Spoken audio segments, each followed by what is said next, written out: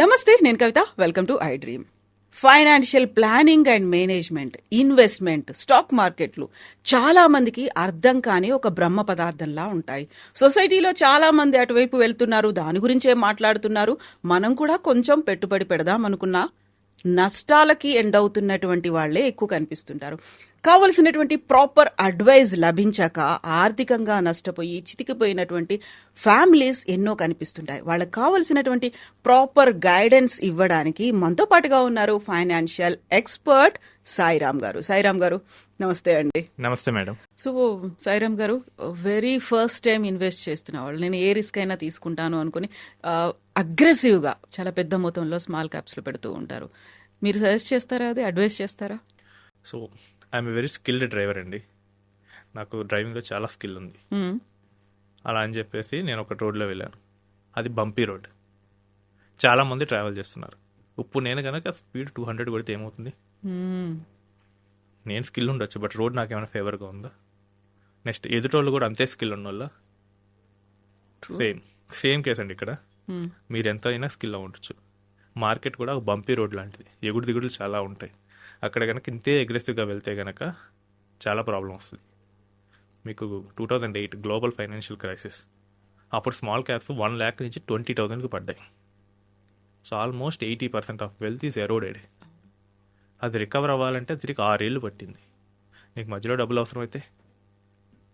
So రిస్క్ని మనం respect చేయాలండి. And risk తీసుకున్న ప్రతిసారి రివార్డ్ వస్తుందని ఏం కాదు. అట్లయితే ఈజీగా మనం బెట్ చేసుకోవచ్చు. బెట్టింగ్లో చాలా ఇంకా ఈ రెండే ఉంటాయండి, either head or tail. But మరి 14 బెట్టింగ్ వేస్తుంటే చూడండి, 14 బెట్టింగ్ వేసిన వాళ్ళు అందరూ లాస్ అవుతారు. వాళ్ళు రిస్క్ తీసుకుని ఎందుకు మనీ రాలేదంటే వాళ్ళ రిస్క్ రివార్డ్ రేషియోస్ని కరెక్ట్గా చూసుకోలేదు.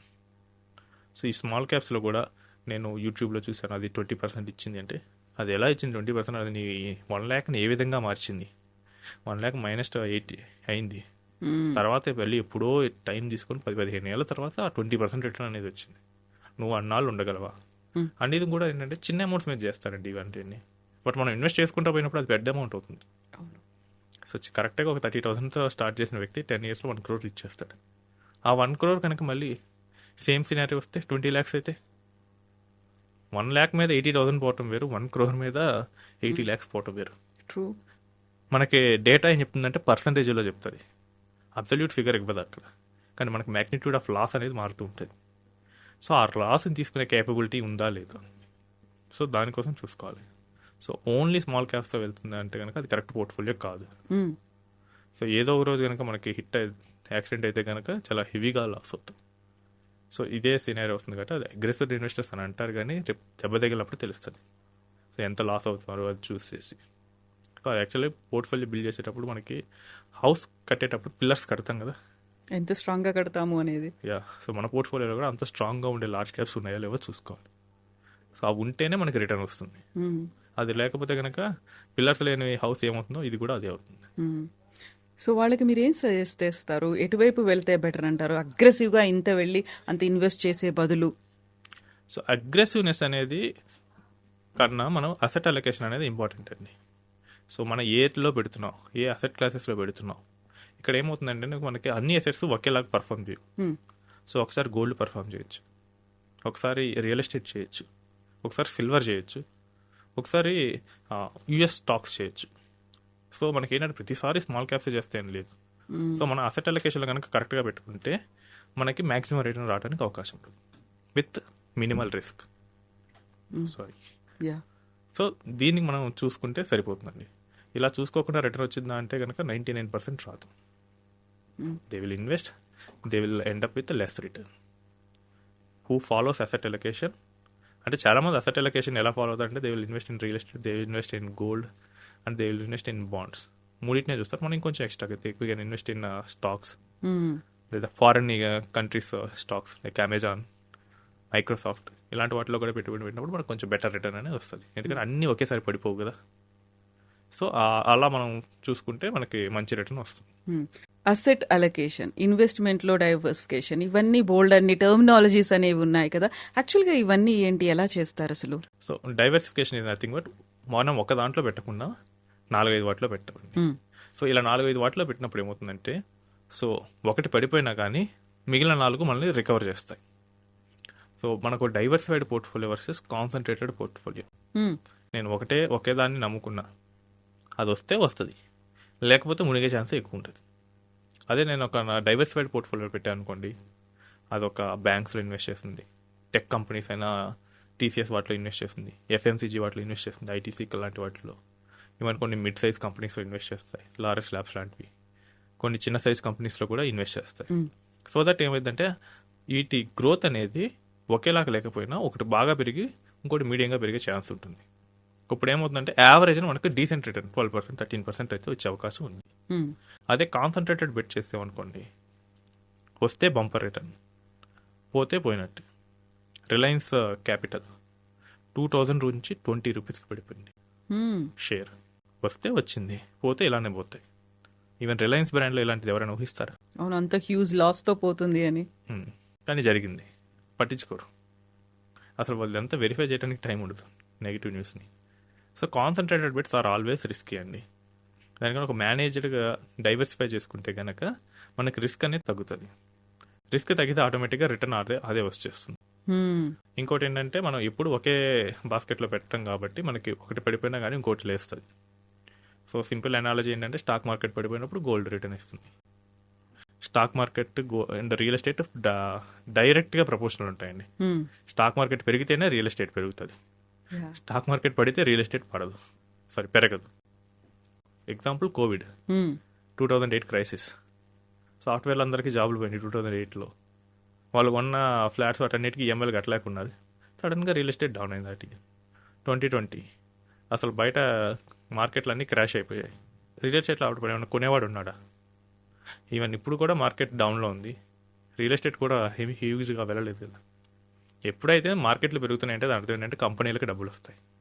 కంపెనీలకు డబ్బులు వస్తే కంపెనీస్కి ఎంప్లాయీస్కి ఎక్కువ శాలరీస్ ఇస్తాయి, మనకప్పుడు ఎక్కువ జీతాలు వస్తాయి. Then we will buy more goods, lands కానీ గోల్డ్ కానీ ఇలాంటివి ఉంటాం. కంపెనీలకే డబ్బులు రాకపోతే మార్కెట్ పడిపోతుంది, మనకి జీతాలు ఇవ్వదు, మనం కొనలేం. సో ఈ రిలేషన్స్ మనం చూసుకోవాలి. డిఫరెంట్ అసెట్ క్లాసెస్ ఎలా బిహేవ్ చేస్తాయి, మనకి ఇండియాలో ఉంది, నెక్స్ట్ అమెరికాలో ఉన్న ఎలా ఉంటాయి. సో వీటన్నిటిని కొంచెం కొంచెం యాడ్ చేసుకుంటూ పోయినప్పుడు ఏమవుతుంటే అంటే మనకి పర్ఫెక్ట్గా రిస్క్ మేనేజ్మెంట్ జరుగుతుంది. ఒకేసారి అన్ని పడిపోవడం అనేది జరగదు. కాబట్టి మనకు కొంచెం బెటర్ రిటర్న్ అనేది వస్తుంది. ఈవెన్ నాకు అక్కడ వెళ్ళినప్పుడు డైరెక్ట్గా 20% వచ్చేది, ఇక్కడ ఏంటంటే మైనస్ తక్కువగా 20% వస్తుంది. అంటే పడిపోయే సైడ్ తక్కువగా నాకు వస్తుంది. సో దానికనే చెప్పేసి డైవర్సిఫైడ్ పోర్ట్ఫోలియోస్ అనేవి ఎప్పుడు మంచి రిటర్న్ ఇస్తాయండి. ఇక్కడ మనం ఏం చేస్తామంటే పెరిగిన వాటిని అమ్మేసి పడిపోయిన వాటిని కొంటాం. సింపుల్గా ఏంటంటే మనం రేట్లు పడిపోయినప్పుడు కొంటామా, రియల్ ఎస్టేట్ పెరిగినప్పుడు కొంటామా బాగా. సో ఏదైనా ల్యాండ్ కనుక పడిపోయింది చీప్గా వస్తుందంటే అక్కడే కొంటాం కదా. సేమ్ మనకి డైవర్సిఫికేషన్ కూడా అదే చేస్తుంది, పెరిగిన వాటిని అమ్మేసి పడిపోయిన వాటిని కొంటుంది. సో దట్ మనకేంటంటే మైనస్ అనేది ఎక్కువ అవ్వకుండా మంచి రిటర్న్ అనేది వస్తుంది. సో సాయిరామ్ గారు, ఒక మంచి ఫండ్, ఒక మంచి డైవర్సిఫైడ్ పోర్ట్ఫోలియో, ఈ రెండిట్లలో ఏది ఎక్కువ రిటర్న్ ఇస్తుంది? స్వీట్ వర్సెస్ అన్ని రకాల ఉన్న మీల్స్, స్వీట్, హాట్ అండ్ మంచి కర్రీస్ అన్నీ ఉన్న మీల్ ఏది మనకి హెల్తీ. సో అన్నీ ఉన్న డైవర్సిఫైడ్ పోర్ట్ఫోలియోనే ఎక్కువ రిటర్న్ ఇస్తుంది.